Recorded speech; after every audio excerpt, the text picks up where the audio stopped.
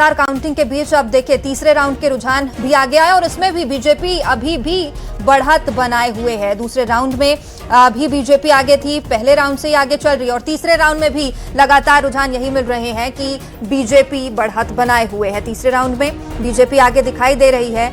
अब दतिया में लगातार 15 राउंड की ये काउंटिंग होनी है और अब तीसरे राउंड की बात करें तो बीजेपी अभी भी बढ़त बनाए हुए नजर आ रही है। आंकड़ों की बात, आंकड़े भी कुछ देर में सामने आ जाएंगे कितने वोटों से बीजेपी आगे चल रही है। देखिए 875 वोटों से दूसरे राउंड में बीजेपी आगे थी। अब तीसरे राउंड के रुझान देखिए, बीजेपी अभी भी आगे चल रही है। कांटे की टक्कर इसे कहा जा रहा था बीजेपी कांग्रेस के बीच, लेकिन इसके बाद जब तीसरे राउंड दूसरे राउंड तक की काउंटिंग पहुंची, त्रिकोणीय मुकाबला होता दिखाई दिया। हालांकि अभी भी बीजेपी और कांग्रेस ज्यादा वोट, और देखिए 139 वोटों से मात्र बीजेपी अभी आगे है। ये बहुत छोटा आंकड़ा होता है। तीसरे राउंड के नतीजे, तीसरे राउंड के रुझान की बात करें, 139 वोट से आगे बीजेपी चल रही है। आशुतोष तिवारी को 12,515 वोट मिले हैं और इसी के साथ जो बढ़त का आंकड़ा था वो कम होता दिखाई दे रहा है। तो देखिए चौथे राउंड आते तक कुछ भी हो सकता है, बाजी पलट सकती है। हालांकि रिजल्ट तो आखिरी में ही समझ आएंगे और अभी फिलहाल यही सबसे बड़ा अपडेट है। तीसरे राउंड की गिनती पूरी हो चुकी है। घनश्याम सिंह को 12,376 वोट मिले हैं और वहीं बीजेपी प्रत्याशी आशुतोष तिवारी अभी भी बढ़त बनाए हुए। हालांकि ये बढ़त का जो आंकड़ा है काफी छोटा नजर आ रहा है। 139 वोटों से बीजेपी प्रत्याशी आगे चल रहे हैं। 12,515 वोट उन्हें मिले हैं। एक बार फिर से अपने मेहमानों के साथ लौटना चाहूंगी। मंजरी जी, आपके पास मैं लौटना चाहूंगी। अभी जो बढ़त का आंकड़ा है काफी छोटा दिखाई देता है और दूसरा सवाल मेरा आपसे ये भी रहेगा, इसका भी जवाब मुझे दीजिएगा। दामोदर यादव से जब बातचीत की गई, बहुत बड़ा आरोप लगा के गए हैं न्यूज 18 पर नरोत्तम मिश्रा के ऊपर। उन्होंने कहा कि खुला समर्थन दतिया में घनश्याम सिंह को मिला नरोत्तम मिश्रा का।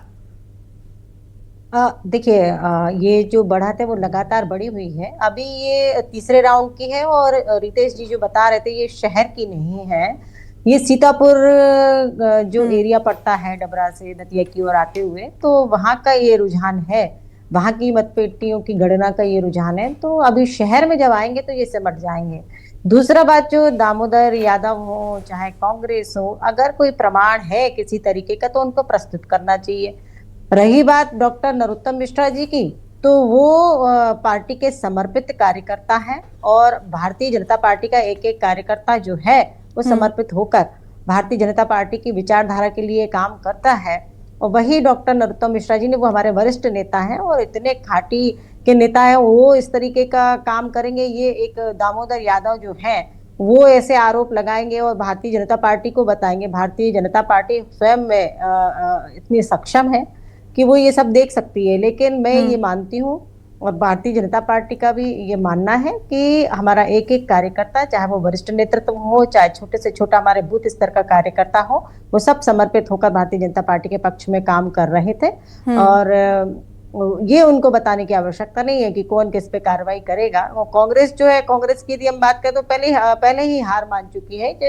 जैसे कि हम देखने में ये आता है कि चुनाव होने के बाद यदि कोई कार्यकर्ता ने विरोध में जाके काम किया तो ये सब कार्रवाई जो कल रात में राजेंद्र भारती के ऊपर हुई है, तो मुझे लगता है वो बहुत जल्दबाजी में की गई।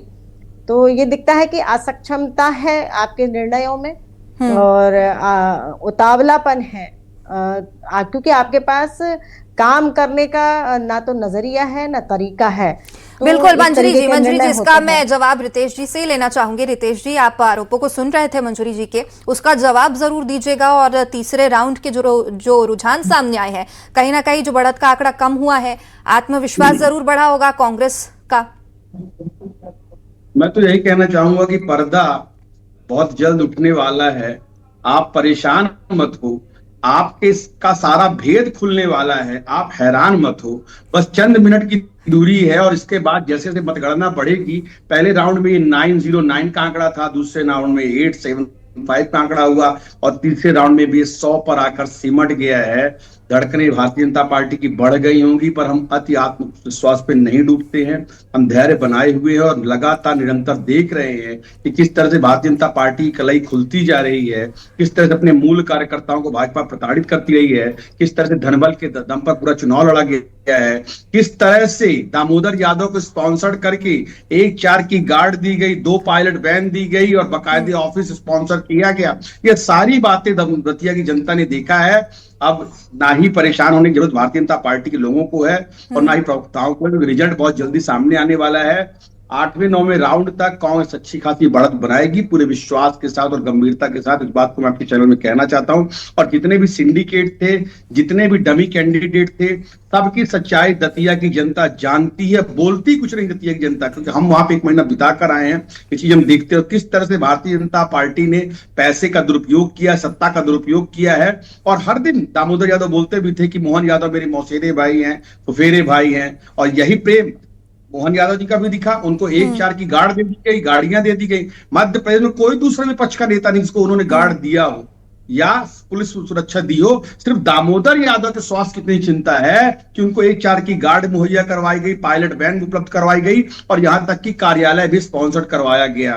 तो ये सारा खेल मध्य प्रदेश की जनता जानती है, पर परिणाम वो अपना मत पत्र में उन्होंने दे दिया है और रिजल्ट आपके सामने चंद घंटों में आ जाएगा। तब सारा भेद खुल जाएगा। रितेश जी, ठीक है, आप जो आरोप लगा रहे हैं उस पर मैं बात करूंगी, मंजरी जी से जवाब भी लूंगी, पर इससे पहले वो जो नरोत्तम मिश्रा का समर्थन वाली जो बात है उस पर अपना रिएक्शन जरूर दीजिएगा, क्योंकि बीजेपी से हो सकता है नरोत्तम मिश्रा का जो समर्थन है। अच्छा चलिए, मैं आप लोगों के पास लौटूंगी। हमारे सहयोगी वासु चौरे अपडेट के साथ लगातार ग्राउंड जीरो पर बने हुए हैं। वासु, तीसरे राउंड में जो बढ़त का आंकड़ा वो कम होता नजर आ रहा है, क्या अपडेट आप तक आपके पास?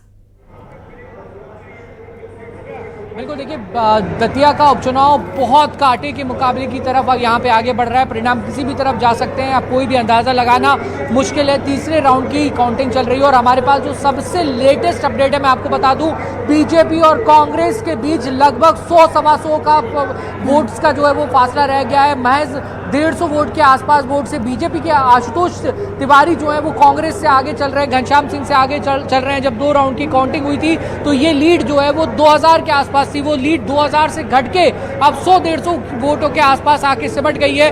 थोड़ी देर बाद जब तीसरे राउंड की पूरी काउंटिंग खत्म हो जाएगी और ऑफिशियल डाटा सामने आएगा तब तस्वीर और भी ज्यादा स्पष्ट होगी। लेकिन फिलहाल जो दतिया का उपचुनाव है वो बेहद दिलचस्प होता हुआ नजर आ रहा है, क्योंकि बीजेपी कांग्रेस को अपने कैडर के अनुसार वोट मिल रहे हैं, घनश्याम सिंह को, आशुतोष तिवारी को अपने नाम के अनुसार और अपने काम के अनुसार भी वोट मिल रहे हैं। पार्टी के कार्यकर्ताओं की, नेताओं की मेहनत के भी वोट मिल रहे हैं। इस सबके बीच दामोदर यादव भी लगातार इस पूरे चुनाव को दिलचस्प बनाने का काम कर रहे हैं, क्योंकि बीजेपी कांग्रेस हर राउंड में जितने वोट ले जा रही है उसके आधे वोट करीब जो तीसरे प्रत्याशी हैं दामोदर यादव उनको भी मिल रहे हैं। तो ये बीजेपी और कांग्रेस का खेल बिगाड़ने का काम, या एक बात इसको ऐसे भी देख सकते हैं कि जो एक वोटों का डाइवर्जन हुआ है वो दामोदर यादव के साथ भी जाता हुआ दिखाई दे रहा है। तो ये बीजेपी को नुकसान पहुंचाएगा या कांग्रेस को नुकसान पहुंचाएगा, ये पूरी तस्वीर सामने आने के बाद, ये परिणाम सामने आने के बाद इसका एनालिसिस हम कर सकते हैं। लेकिन फिलहाल जो दतिया से सबसे बड़ा अपडेट है वो यही है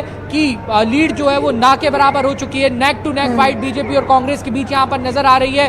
बीजेपी और कांग्रेस के कार्यकर्ताओं का जमावड़ा जो है वो धीरे धीरे काउंटिंग सेंटर के बाहर बढ़ता हुआ जा रहा है। तमाम कार्यकर्ता यहाँ पर लगातार पहुंच रहे हैं और बहुत स्थिति स्पष्ट होने में अब ज्यादा समय नहीं लगेगा। मुझे लगता है 1:30-2 बजे तक का थोड़ा सा इंतजार करना होगा, जब करीब आधी काउंटिंग जो है वो खत्म हो जाएगी और उसके बाद जरूर हम देख सकते हैं कि कुछ निर्णायक बढ़त की ओर बीजेपी या कांग्रेस जाती हुई दिखाई दे। लेकिन फिलहाल बहुत दिलचस्प मुकाबला बीजेपी और कांग्रेस के बीच, और इसमें एक पहलू ये भी होता है कि किस क्षेत्र की पेटियां खुल रही हैं, वहाँ बीजेपी का दबदबा है या कांग्रेस का दबदबा है, उस लिहाज से भी ये लीड ऊपर नीचे होती रहती है। लेकिन एक बात तो तय है कि बीजेपी और कांग्रेस के बीच जो जिस मुकाबले की उम्मीद की जा रही थी, क्योंकि दोनों ही पार्टियों के सामने चुनौतियां रही भीतर घात की। नरोत्तम मिश्रा को टिकट नहीं मिला, बीजेपी के लोग नाराज हो गए, और जब घनश्याम सिंह का टिकट डिक्लेयर हुआ उसके बाद राजेंद्र भारती और घनश्याम सिंह के बीच नहीं बनी। राजेंद्र भारती को कल पार्टी ने सस्पेंड भी करने का काम किया। घनश्याम सिंह ने खुल खोलकर आरोप लगाया कि राजेंद्र भारती ने भीतरघात किया है और छुपकर भी नहीं किया, बहुत सामने आकर बिल्कुल वासु, लगातार अपडेट आप देते रहिए, आपके पास लौटूंगी मैं। वाकई दिलचस्प तो बेहद नजर आ रहा है। दतिया का उपचुनाव नेक टू नेक फाइट है। हमारे सहयोगी राजीव फोन लाइन पर हमारे साथ जुड़े हुए हैं। राजीव के पास भी कुछ अपडेट है। राजीव, जरूर बताइएगा दर्शकों को, महाकवरेज देख रहे हैं न्यूज़ 18 पर। देखिए, मतगणना के अभी 3 राउंड पूरे हो चुके हैं और भारतीय जनता पार्टी के